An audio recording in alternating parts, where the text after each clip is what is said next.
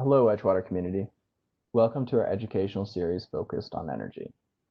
My name is Shawn and I'm with the Edgewater Sustainability Board, and I'm responsible for the energy category.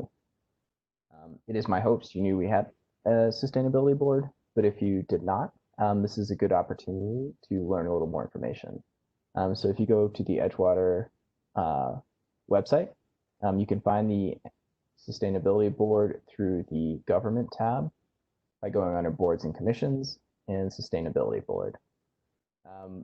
So the goals of the energy category are covered within the sustainability plan that was published and approved by the City Council last year.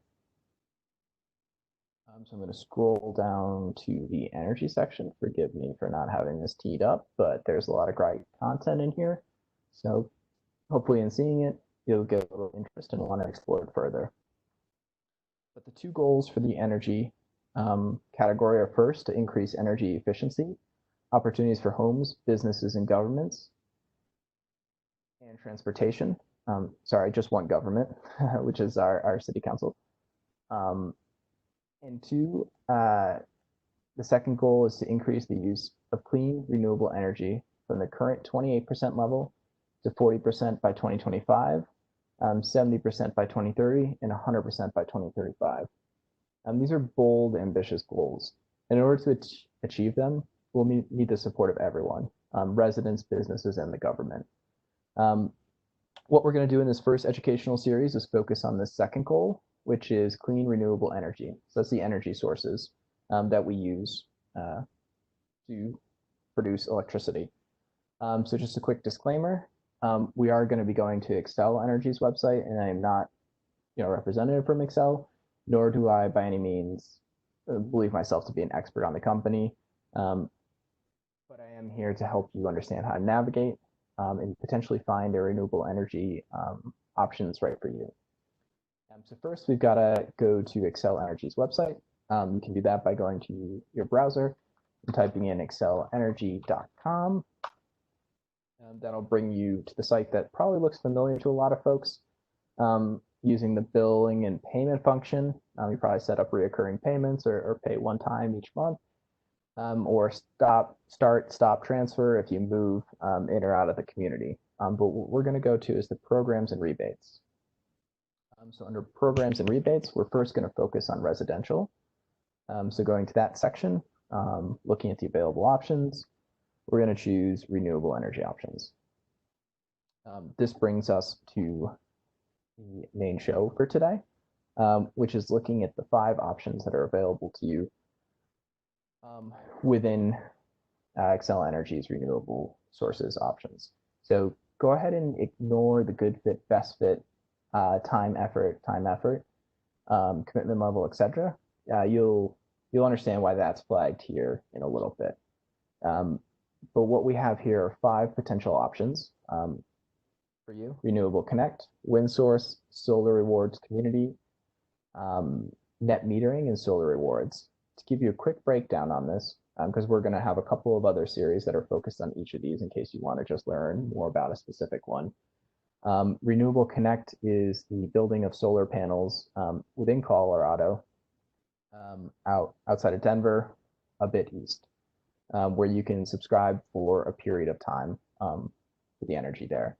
Wind Source is actually confirming that you get your energy to meet your needs from an electrical perspective from wind power. Solar Rewards Community is a third-party provider where you can subscribe to getting solar from those community providers to get a credit on your bill. The next 2 options, Net Metering and Solar Rewards for Residents, are both about getting solar panels either on your roof or on platforms in the lawn.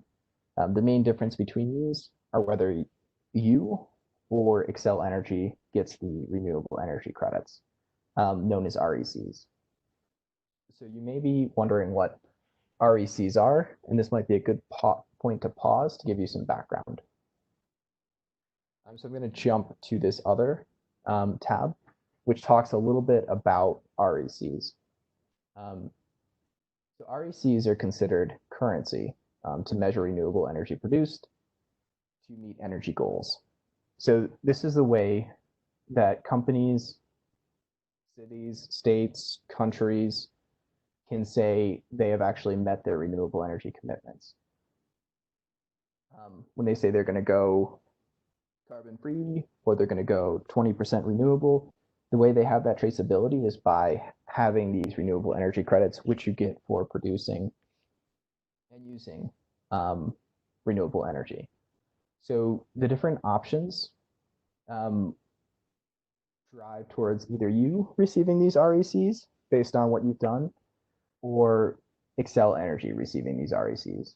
Xcel Energy is looking for these RECs to meet its energy and carbon-free plan, which they've stated boldly to be 100% carbon-free by 2050 and 80% less carbon by 2030 from 2005 levels. So their RECs will directly contribute to that. Looking at this, our past, present, and future, I'm going to jump back to 2005, where they had 21% carbon free because they were getting RECs, is evidenced by biomass, wind, hydro, and nuclear. So as they move forward into the future, our past now, 2013, 31%, 2017, 40%. So broadly across all the energy that Xcel provides in 2017, an individual, if they were not going through any other options and were just using the base energy provided from Xcel, would be getting 40% of their energy through renewable sources. And that's what that means. So when you jump back to this other chart, renewable energy credits, you can see that Xcel receives these renewable energy credits, in which case it's counting it towards their goals, or you are getting these renewable energy credits. If you provide them to Xcel, you get compensated for that, but you're not really driving anything above and beyond Xcel's initiative to be carbon free by 2050 along their timelines. So they're managing that moving forward with contributions they're getting from you, as well as contributions they're making themselves. So these other options where you get the RECs, you're going in essence above and beyond Xcel Energy's timeline to be carbon free by 2050, because you're creating, and you can say that you're using 100% local wind energy, solar energy, up to at least what you're getting to cover your needs. These other options where Xcel Energy is getting those RECs, you're supporting renewable energy, and you're providing renewable energy into the overall grid, but you can't say that you're the one actually using it based on the REC ownership. Okay, so now that there's a little bit better understanding about that, hopefully at least, let's jump back to renewable energy. So I gave you a quick overview of each of these options and what REC means, but without going into each of these in incredible amount of detail, which will make this way longer than 10 or 15 minutes, and you can see they have a lot of great sections, including frequently asked questions, which I've learned quite a bit from. I wanted to provide you a view onto two tools here that can help you in making a decision if you're interested in pursuing this path. And ask that maybe after watching this, you explore the website yourself and look through these two tools to help you understand in a little more detail. So this first tool is sort of like what you'd see when doing online shopping and you're doing a comparison of different products. So across the top here, think of as the products, and down the side here, think of as the features. So starting on the left, you have your standard energy mix. So this is what Xcel Energy currently has. And they'll continue to go in an increasing amount, more and more renewables. So this is what you would get if you just buy energy broadly from Xcel.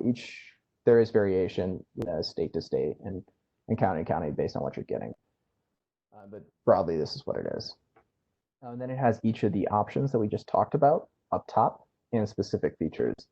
Some of these features may or may not be more meaningful to you. The ones that stand out to me, I think it's obvious energy source is important if you have preference. If you're just going for renewables, you can ignore that.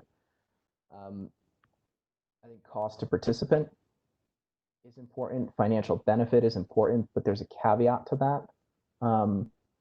Installation, contract length, and who you're contracting with. We already talked about the RECs on earning that renewable credit, so I'll skip that one. But cost to participant, obviously the standard mix, you're already paying for today if you don't have one of these options. For Renewable Connect, you end up getting a subscription fee on your Xcel Energy bill and the credits for the solar that you're using. WindSource is just a straight subscription fee. So that's why there's none in the financial benefit section, because you're not getting that credit. It's just straight up you paying for increased wind infrastructure to guarantee that all the energy you're using, at least up to what you're going to pay for, is wind source and renewable.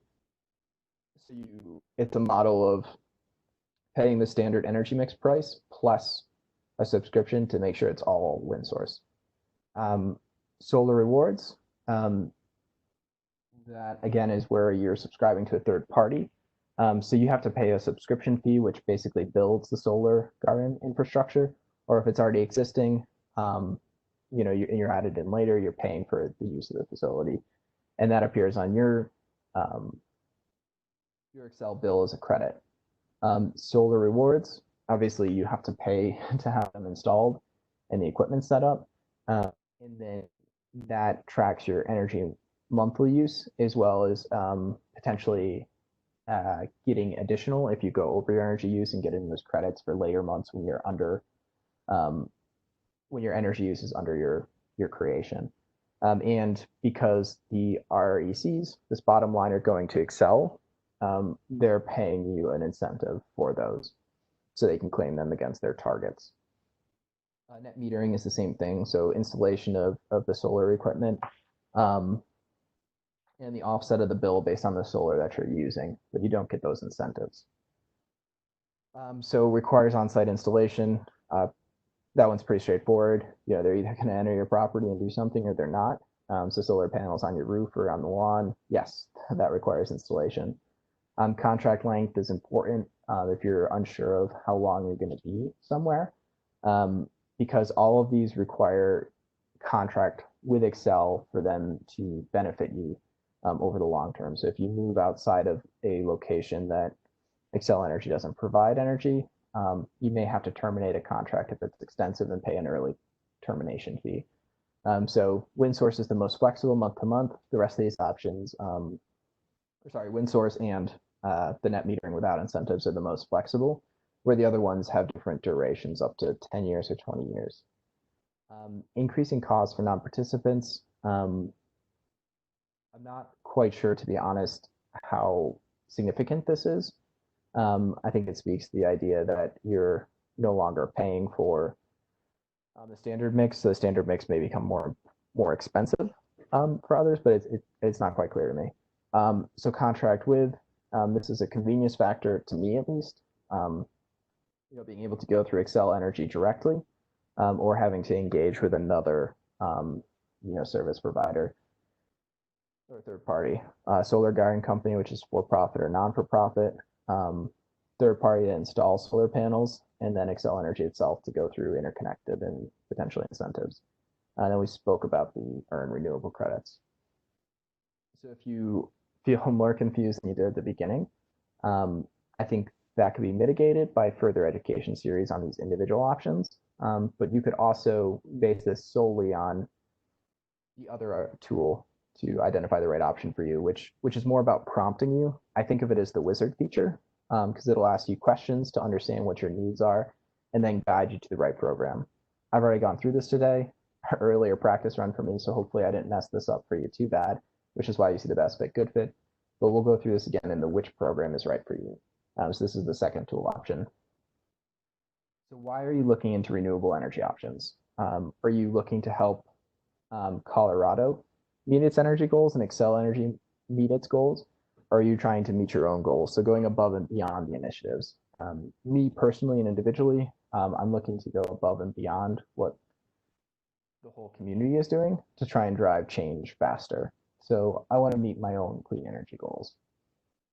Next question, do you want to install solar panels on your home? I don't know how long I'm going to be in the community for. Um, Work is really busy for me, and probably the effort of figuring this out and planning is probably a lot. But I've also done some preliminary research based on shade size of my house, and it honestly doesn't really make sense for me. That doesn't mean it doesn't make sense for you, but you have to do some of that planning yourself. So I'm going to choose no, I'm a renter, or it's not right for me. What are your financial expectations? I'm willing to pay a little extra or forego some savings to increase the amount of renewable energy in Colorado. I want to maximize potential savings by selling my green energy. So as mentioned earlier, I'm I'm I'm doing this more to try and push us in this direction faster. And because my house is very small, my energy usage is very minimal. So the cost probably isn't that great for me to pay out of pocket. I'm going to go with that first option. So who would you like to work with? Again, I referenced work being busy, so going through any independent provider, which speaks to maybe solar panels or that garden. I'm not really interested in this point. That doesn't mean maybe down the future, but not for now. So just Excel Energy to keep it simple for me. And how long are you willing to commit to your choice? I referenced earlier, I'm not sure how long I'll be here, so I know it's probably a more expensive option, but I think I'm going to go month to month. And then would you prefer wind or solar energy? I honestly have no preference, so I'll go with that. Okay. So because I had practiced this before, you don't really see a change on the screen, but these ones would have looked similar to, and by these ones I mean Renewable Connect, Wind Source, Solar Rewards Community, would have looked similar to what it looks like here for net metering and solar rewards for residents.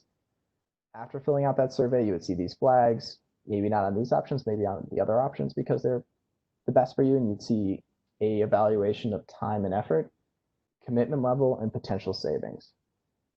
So it says Renewable Connect would be the best option for me. And this is what I found out a year or two ago when I looked into this, but unfortunately, the Renewable Connect was oversubscribed. And if you go into it, you can see that yourself. You can get added to a wait list, but when I was added, I think about a year ago, I haven't gotten an update, so I think it'll be similar for you as well. Wind source is good fit, so that would be the next best option.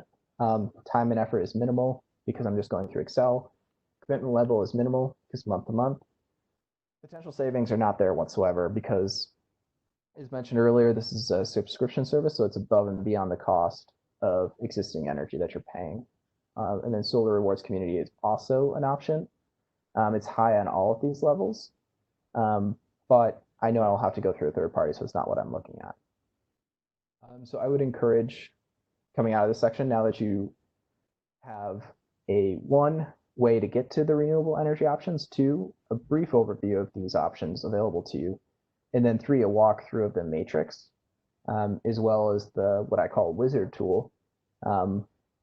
I would ask that maybe you take a look at this offline to this educational series to become a little more familiar, and then look forward, hopefully, to the release of the next educational series that goes into a little more deeper dive on each of these options so you have more context. I will, at the end of this, or maybe in the notes, throw up my contact information, as well as links and guidance information that we discussed earlier. Thank you so much for the time, Edgewater community, and I look forward to talking to you again in our next educational series. Thank you.